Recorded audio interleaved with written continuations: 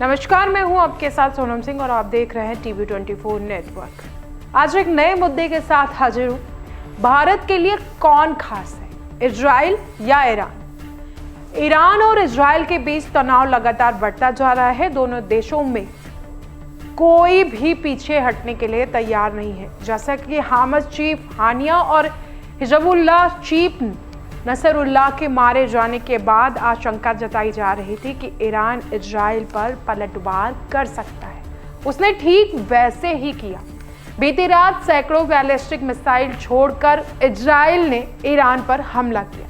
Middle east के ये दोनों देश ऐसे हैं जिनसे भारत के अच्छे संबंध हैं, लेकिन बात अगर किसी खास की जाए तो इजराइल भारत के सबसे करीबी माना जाता है।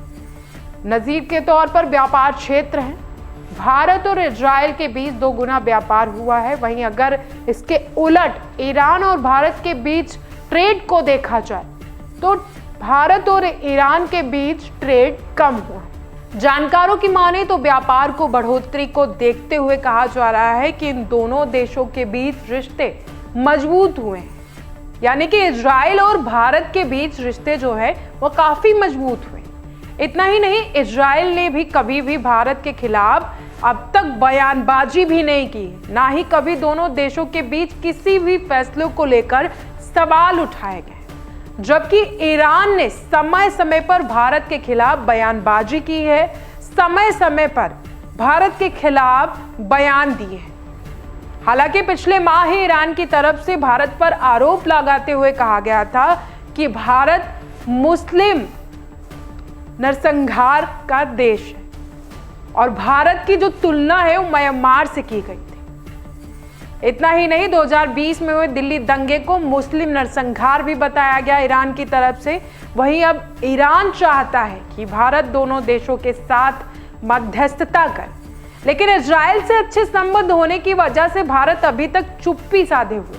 लेकिन इस तरह से पूरे मामले में चुप रहना भी परेशानी का सबब बन सकता है।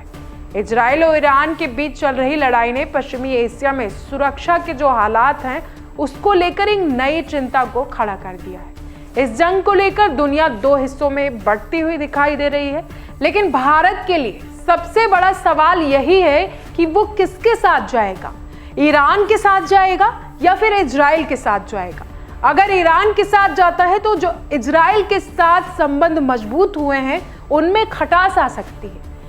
अगर इजराइल के साथ जाता है तो ईरान के साथ जो संबंध बचे कुछ हुए हैं वो भी खत्म हो जाएंगे।